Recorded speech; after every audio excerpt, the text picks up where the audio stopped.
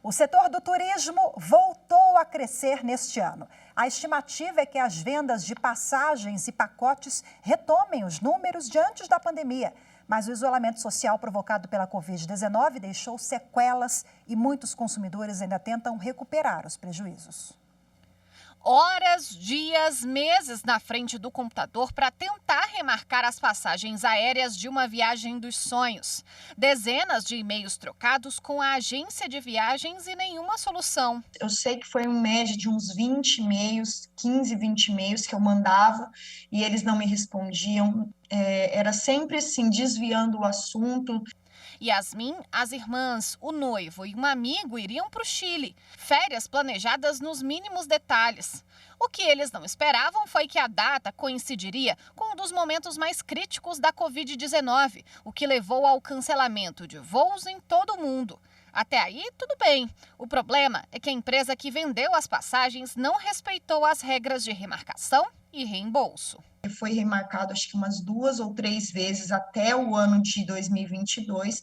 A gente cansou e a gente pediu, de fato, o nosso reembolso. O setor de turismo foi alvo de quase 10% das reclamações registradas no ano passado pela Secretaria Nacional do Consumidor, do Ministério da Justiça.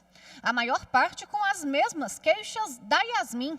Quase 108 mil registros foram de pessoas que tiveram problemas com passagens aéreas. Segundo o Ministério do Turismo, a atividade representa 8% do produto interno bruto, a soma de todas as riquezas produzidas pelo Brasil. Movimentação de mais de 152 bilhões de dólares. A pandemia, no entanto, abalou o setor. De acordo com a Associação Brasileira das Operadoras de Turismo, em 2021 as vendas caíram pela metade em relação a antes da crise sanitária. Isso impactou também nos empregos. 1 milhão de pessoas que atuavam de forma direta e indireta perderam o trabalho. No caso da hotelaria, nós ficamos em torno de 80% da hotelaria fechada, com ocupação entre 5% a 8%. O caso da Yasmin foi parar no Procon, mas nada foi resolvido pela conciliação.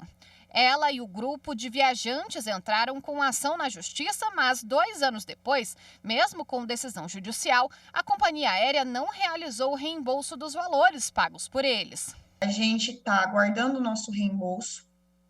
A gente não conseguiu, então, definitivamente ir para a viagem, que era uma viagem dos nossos sonhos, era uma viagem super planejada por nós, né? Então é algo assim que realmente nos afeta bastante diariamente.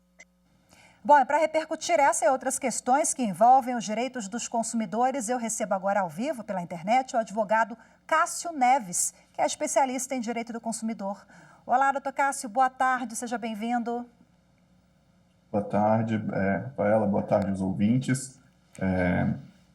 Hoje estou aqui para explicar um pouco mais sobre essa questão relacionada aos direitos dos consumidores, nessa perspectiva, né, que a pandemia afetou muito essa relação entre hotéis, viagens, Pois é, doutor Cássio, vamos começar pelo dilema aqui que envolve aquelas pessoas que compraram as passagens da extinta companhia aérea da Itapemirim. Quem comprou passagem de ônibus também está valendo, mas esse caso ele é muito sensível, né? Porque a gente continua sem um desfecho.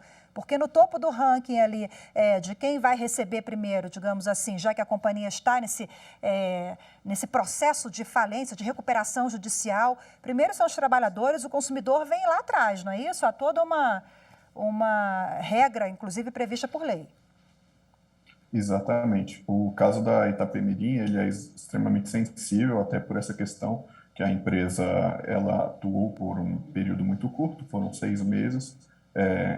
O grupo já estava em recuperação judicial durante a criação da empresa de companhia aérea, né? O grupo Itapemirim já passava por isso, e resta aos consumidores que se sentiram prejudicados com a falta de operação da companhia, tentar buscar seus direitos, né, com base num pedido ali de uma ação judicial indenizatória, seja pedido por danos morais, né, aqueles danos decorrentes de eventuais prejuízos materiais de fato, né, a questão de hotel, aluguel de carro em si, que podem ter perdido ali por conta de uma remarcação ou por conta de não terem viajado e não conseguiram reembolso, então isso caberia numa esfera de dano material, e eventual dano moral seria aquilo que o abalo emocional, né? Aquela viagem dos sonhos que não foi possível realizar, e todas essas questões. O caminho indicado é o quanto antes entrar com uma ação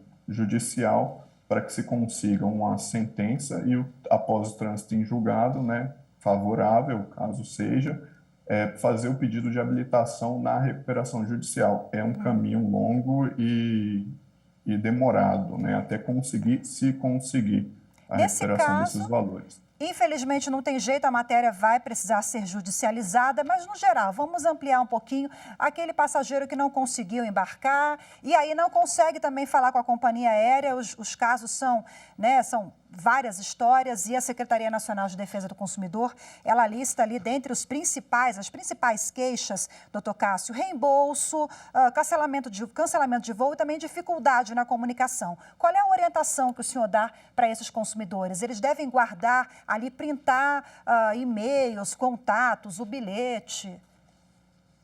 Olha, o ideal é que se guarde toda a documentação e toda a conversa que os consumidores tenham com as companhias, enfim, até ligações, guarda aquele número de protocolo, né, quando você consegue entrar em contato por telefone, até para eventualmente pode ser buscado o PROCON para realizar uma tentativa de acordo, diretamente à companhia, se possível. Normalmente a gente sabe que a via da companhia é sempre mais demorada, é difícil até o contato, e, esses documentos vão auxiliar numa ação judicial também, se caso seja necessário isso. Cabe aqui fazer um adendo que os acordos realizados pelas companhias, essas remarcações de passagem, esses reembolsos, o que seja feito pela companhia, que seja de maneira unilateral, isso não gera um acordo em si para a pessoa, né? Se foi feito de maneira unilateral, é bom avaliar caso a caso para ver se precisa judicializar ou não, porque a remarcação só com base na companhia, no interesse da companhia, talvez não atenda o consumidor, e aí talvez seja preciso judicializar também. A gente sabe que o bom senso deve prevalecer, porque nós vivemos um momento atípico, excepcional em todo o mundo, em virtude da pandemia, mas durante esse período, doutor Cássio, é bom a gente frisar que não houve uma flexibilização no Código de Defesa do Consumidor, né? As regras, portanto, elas continuaram válidas, e qualquer medida, qualquer falha na prestação de serviço deve sim ser questionada pelo consumidor. Eu digo isso porque várias medidas provisórias foram editadas na época da pandemia, inclusive medidas, uma MP que deu fôlego às companhias que puderam parcelar ali, né, dividir o reembolso, mas, sobretudo, os direitos em linhas gerais estão garantidos mesmo na pandemia, estiveram. Sim, eles continuam garantidos, até porque a gente tem que lembrar, sempre quando a gente está falando de consumidor, principalmente nessa relação, o consumidor é a parte hipossuficiente, né? Então, os direitos dos consumidores, por mais dessas medidas provisórias de parcelamento, ele não afeta o direito em si do reembolso e muito menos eventual indenização por dano material, caso tenham perdido algum tipo de compromisso, algum dano sofrido durante essa remarcação ou a ausência da viagem. Isso está garantido, né? Uhum. Não foi afetado. Então, os consumidores podem tentar buscar isso diretamente com a companhia, né? Ou um acordo ou uma judicialização. Isso não afetou o direito do consumidor, até porque ele é a parte hipossuficiente. Maravilha, doutor Cássio, muito obrigada. A gente sabe que o diálogo é sempre a melhor saída, mas se a judicialização, se não tiver jeito, procure o Poder Judiciário, o PROCON do seu estado, a Secretaria Nacional de Direito do Consumidor. Muito obrigada mais uma vez pelas suas orientações, pela sua participação, viu, Cássio? Eu que agradeço. Boa tarde a todos. Boa tarde.